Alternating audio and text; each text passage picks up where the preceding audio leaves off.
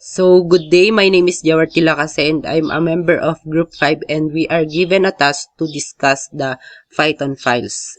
So, we all know that Python provides us with an important feature for reading data from the file and writing data into file. And as I've said earlier, we are going to discuss the Python file. So, now let's start. So, opening a file in Python. There are two types that can be handled in Python, the normal text files and the binary files, written in binary language, zeros and ones. So, when we say text files, in this type of files, each line of text is terminated with a special character called EOL or the end of line, which is the new line character in Python by default. And when we say binary files, in this type of file, there is no terminator for a line and the data is stored after converting it into machine understandable binary language. And opening a file refers to getting the file ready either for reading or for writing. This can be done using the open functions. This function returns a file object and takes two arguments, one that accepts the file name and other that accepts the mode or the access modes. So this means that the open functions open the file if possible and returns the corresponding file object. And take note, the file should exist in the same directory as the Python script, otherwise full address of the file should be written. And the open functions has two parameters, which is the file name and the mode or the access mode. So, file name, it is the name of the file that needs to be opened. And file, it is the path-like object and it represents a file system path. And next one is the access mode. So, access modes govern the type of operations possible in the opened line. The below table gives the list of the access mode available in Python. So, the first operation syntax is the read-only and represented by the R. And its description is open text file for reading only. So, the handle is positioned at the beginning of the file. And if the file does not exist, it raises IO error. And this is also the default mode which file is opened. The next one is the read and write, and it is represented by the R+, and it is the or open the file for reading and writing. The handle is positioned at the beginning of the file, and it raises IO error if the file does not exist. The next one is the write only, and it is represented by the letter W, and its description is open the file for writing. And for existing file, the data is truncated and overwritten. The handle is positioned at the beginning of the file, and it creates the file if the file does not exist. Next is the write and read. It is represented by the W+. It open the file for reading and writing. Unlike R+, it doesn't raise an IO error if the file doesn't exist. The handle is positioned at the beginning of the file too. And next one is the append only, and it is represented by A.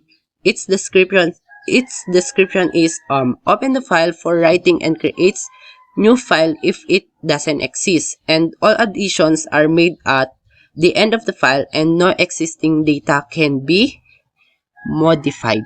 So the data being written will be inserted in the and after the existing data. Next is the append and read. It is represented by A+. Its description is open the file for reading and writing and creates new file if it doesn't exist. And all additions are made at the end of the file and no existing data can be modified. And the data being written will be inserted at the end after the existing data. My name is Laymark B, Libunao. So, opening and closing file in Python. Closing a file in Python.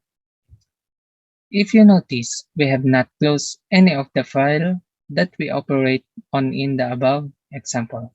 Though, Python automatically closes a file if the reference object of the file is allocated to another file.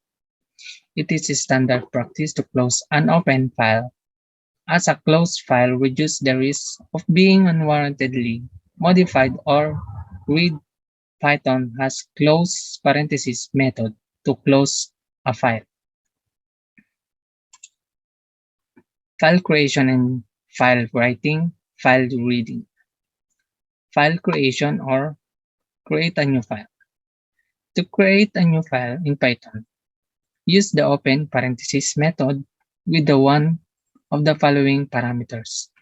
X for create will create a file, returns an error if the file exists. A is append will create a file if the specified file does not exist.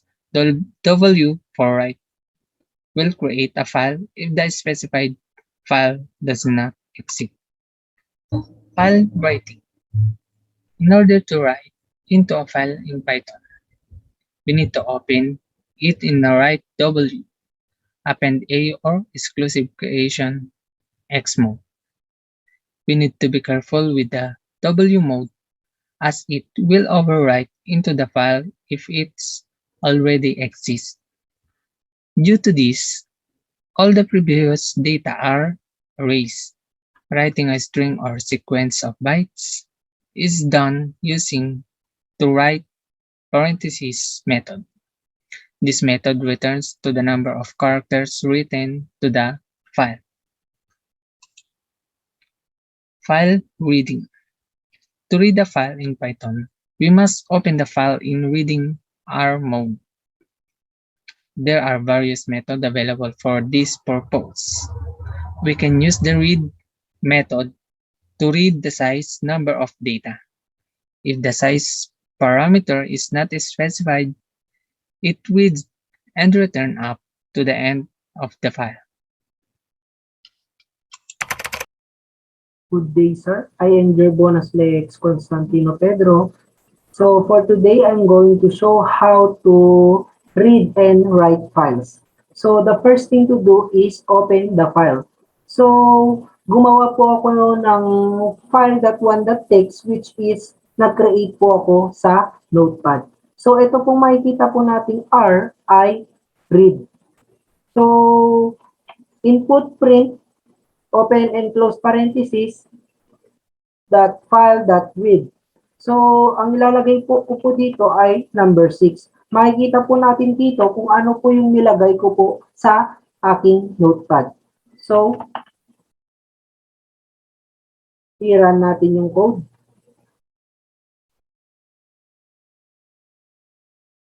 And then, kung mapapansin nyo po, ang output niya po is group. At kapag po gusto po nating makita ng buo, ilagay lang po natin is 10. So, pag-runin natin, ayun, ang output po is group 5. So, kapag dating naman po sa write is ipapaliwanag ko po kung paano. So, ang una po is gumawa po ako ng file.txt po, yung create ko po sa aking notepad. So, itong W po nito, kanina po ang nakalagay po dito ay R. So, ngayon po is W, which is write mode. So, open the file.write. So, ang ilalagay ko po dito sa open and close parenthesis, maglalagay po tayo ng message po dito. Halimbawa po is, good day, Sir Paulo. Ayan po. Kapag po pinag-run po natin yan, is mapapalitan po yung group 5 po sa laman po ng ating notepad, which is yung create ko po. So, punta po tayo sa file at i-open po natin itong file.1 at makikita nyo po, good day, Sir Paulo. At hanggang dito lang po. Maraming salamat po.